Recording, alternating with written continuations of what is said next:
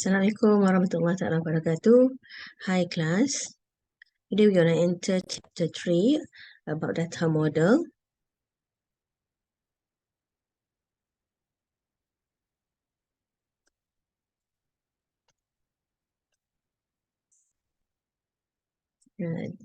This is partly of the chapter 3 actually that's cover data model, basic building blocks, and also discovering business rules. Yeah, when we talk about data modelings in database development, actually this is how we try to abstract whatever requirement that we call business rule and translate it into understandable visuals. Yeah, from the business rule, actually, the concept is we're going to translate it into data models component, and also we need to double checks or validate with the data naming definition and constraint. And all of these three components are gonna be iterative check and balance. First of all, we go to the definitions of data model. It's actually a relatively simple representations of complex real-world data structure. Often is come with a graphical abstractions or a visual. Yeah, model is an abstraction of the real world object and event. It's gonna be useful in understanding the complexity of the real world environment, the real world functionality, the one that attach from one to another. It is iterative and progressive. Yeah, I show you the range of evolutions of data model previously that come from that start with file system, yeah, and also hierarchical data model, network data model, yeah, object-oriented data models, data warehouse, and also relational database model. So as far as our computer generation grows and evolve, the data model also evolve and been improved from time to time, and also relate with the computer or database generation during the time, such as the object-oriented here is been introduced when we already use the object-oriented programming. Yeah. Why data model is important? Because it facilitates interaction among designers, the application, programmer, the developer, and also the end user. They will discuss and gather the information, the requirement at any source, and they will discuss in order to translate it into one standard data model that been understandable by all of these different user or different people in the database development. And users have a different view and needs for the data. We're going to be use the data later on, whereby the designer, the database designer will become the designer and the one that develop the database later on, while the application programmer and developer is the person, is the team that in charge in do the programming of the system or application. So all of these types of people gonna have slightly different data requirement, user requirement at their own behavior, at their own perspective. Yeah. So data model organize data for various user. Even when we mentioned about end user, there is also so many user in any department. Even we are using the same application or we are using the same database. Remember, one database also been attached, been embedded by many or multiple application. So that's why it must be organized as a centralized for various users. Yeah. Data model is an abstraction. It cannot draw required data out of data model. Yeah. So now it's about business rule. Source of business rule it can be a company manager, policy maker. When we talk about people such these departmental managers, sometimes when we want to do a car maintenance database, we need to interview the technician, the foreman. We need to interview the higher level, such as the owner of the workshops. So such of this, we're gonna need to interview them in order to gather their requirement and data constraint. Yeah. Written documentation, such as procedure, standard. Yeah. This is the one, operation manuals. This is the one that we need to read and scrutinize a lot in terms of to follow their certain specification, flow of rules, and others. Yeah, that related with the data and database that we want to develop. Yeah. Business rules actually is a description of policy. It can be a description of policy, procedure, or principle within a specific organization. Apply to any organization that store and use data to generate information. It must be specifically for that particular organization. Yeah? Because one policy or procedure might differ for one organization to another. Description of operation to create and force action within an organization environment. It must be in writing and keep up to date, yeah, the business rule, because if certain procedure change, so our business rule also need to be changed or update. It must be easy to understand and widely disseminated, and it also describe characteristic of data as viewed by the company. Yeah. Whatever changes, we also need to be updated and disseminate to everyone, every team members, and also what end user. Yeah. Business rule also be make the standardization or uniforms in terms of how company view their data.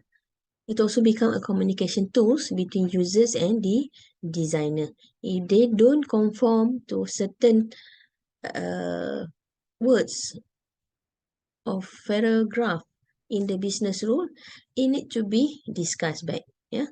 Everyone must have mutual understanding on that particular business rule. It also allows designer to understand the nature, role, and scope of the data, the breadth and depth of the data. Allow designer to understand business process, and it also allow designer to develop appropriate relationship, participation rules, and constraint between the data. Okay. Important point from the source of business rule is when you read the procedure, when you read the whatever document that you get from the end user, from the company, you need to take a look the company real checks and balance also with the company or departmental objective. Yeah, uh, the the department that ask you to do the database, or the organization that asks you to do the database. Okay. Let's say you want to do the database for the mosque. For example, for database MOS database management. So you need to know the objective of the MOS. Okay. Other than that, organizational structure. Who involved? How many levels of personnel have in the organization? Description of operation. Which description of operation, which operation that cover in your database? And how it's operate, the operations, how is the business function is operate from one operation to another. Problem and constraint, if any. Yes, of course there must be a problem of constraint or limitation that need to be take a look within the operational, within the flow of their working environment. In terms of the system objective, of course we are doing the database, but we also need to align with the system objective, because the system is become the interface for the user, whereas the system also become the input point in order to get the data and save it into database later on. So it's related. The last important point from the sources just now for business rule is scope and boundaries. We know how far, how depth they want to do the system. How depth is the system flow. How much data that they want to store every day. So there is scope and boundaries. Yeah. When we already have all the inputs from the source, how we want to translate is in business rule. So this is the how you translate. Yeah. Well, read through and transcribe all the input gathered. Generate any nouns. You need to translate into an entity. And verbs, you need to translate as a relationship among an entity. The relationship are bidirectional. So, two questions to identify the relation type. How many instances of B are related to one instance of A? How many instances of A are related to one instance of B? For example, one technician or foreman can handle how many cars in a day?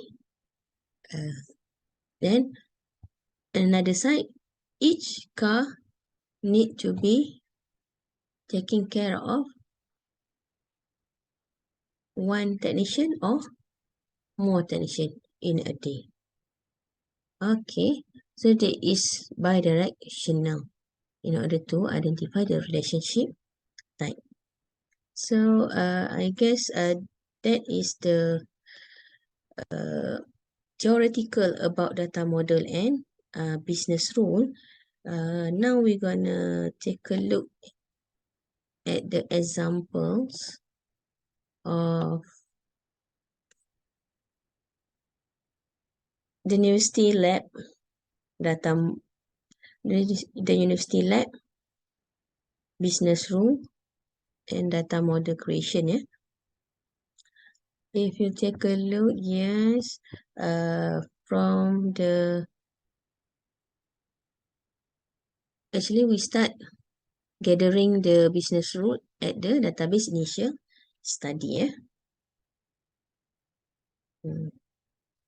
The database initial study is basically a detailed description of organization current and proposed database system environment. Therefore, the database initial study must include a careful accounting of the organization objective, the structure, organization structure, its operations, its problem and constraint, the system objective, and the system scopes and boundaries. The information sources and users, and also the end user requirement. This is the one that gather from the system view. Yeah. The information content in the database study is to large extent the product of interview with keys and users. Those people are the system main beneficiaries and must be identified carefully. The key user of the University Computer Lab application developed in this appendix are the Dean, the Computer Lab Director, Computer Lab Assistants, Computer Lab Secretary, and Computer Lab's Graduate Assistant. This is become the user of the UCL, University Lab System, UCL. Okay, when they talk about the UCL objective, what they do, what they're gonna have. Normally, the objectives such this: provide user with control access to UCL asset such as computer, printer, supply, application software, and software documentation. It also guide user with working with the UCL asset and provide general problem service. Those services are primarily designed to help users with basic computing operations such as disk formatting, file copying, software installation, and basic startup and shutdown procedure. So basically this is the objective of the department, University Lab, University Computer Lab. So after that, then only they go to look at the organizational structure. Who's attached in this UCL. So nowadays, you can take a look at any organization structure for the company or even for the department at their website. Or it's good also if you can, while you are interview the keys player just now, you just request for them. Because maybe they have the elaborated, the detailed organization chart like this, Why we need to know such this organization structure? Normally, it also involve with how we want to manage the control access into the data later on. We want to map also each the role of each people in this organizational. So useful in this way in facilitate communication between the system and user and the system designer. It's facilitate communication. Is help end user specify and clarify area of responsibility. This is the word I mentioned about role just now. Okay. Knowing the complete organization is important even when a system is designed for only one component, because the system might be expanded later to include other parts of the structure. The designer must keep in mind the data department might have different and sometimes conflicting views of the data and the system requirement. The job of database designer is to develop a common and shared view of data within the organization. Okay. The third one is take a look or verify their descriptions of operation. It is time to digits have 6 types of operation. They are organized as inventory, storage, or order management, equipment maintenance and repair, equipment check-out and check-in management, lab assistant payroll, and lab reservation management. The last one is lab access management. So that is their functionality or operation. All of this you get from either the interview or observation of their daily job as well. Okay.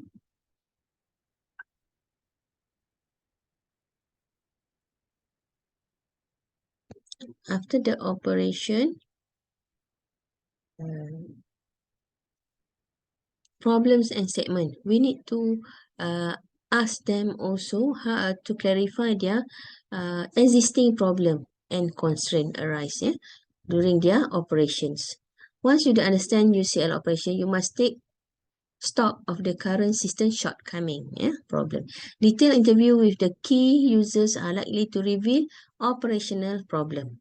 As you catalog the problem, you should also begin to examine possible causes, whether it's poor, inadequate, or absent operational procedure, either lack of control, lack of operational control, or improper application of existing procedure. Problem source identification help the designer develop adequate solution to problem. Okay. This is below is the arising problem that they identify during the interview. Okay. Time frame, hardware, cost. Number 5. If the system objective, why you should know about the system objective? Two set of objectives are defined for UCL. First are general objective.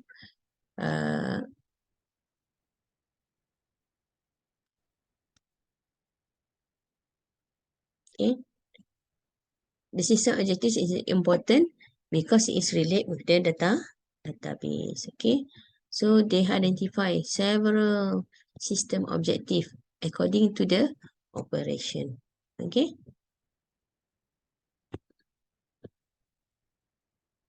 The last one, I guess, what you need to look into is scope and boundaries. Yeah. For legal and practical design reason, the database designer and indeed the entire development team cannot work on a system whose operational extent has been carefully defined and limited. This is the designer must not work on an unbounded system. If the system limits has not been defined, the designer may be legally required to expand the system indefinitely. And it's gonna take longer period or time in order to complete this project. So it's good if we can define first the scope and boundaries so that we don't go beyond limit or we don't go over budget and time frame. Okay. There must be an answer. This is like to define the UCL database scope and boundaries, the designer must answer the following question. So you also can apply this. What will be the extent of the system? What operational area will be covered by the system? What design and implementation strategy should be adopted? What modules must be included? So all of this, the question that they may give you point in order to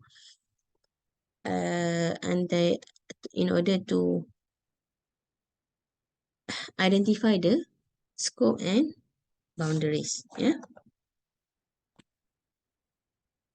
The inventory. This is the detail of the scope. Okay. So I guess this is all about the how you're gonna get the business rule.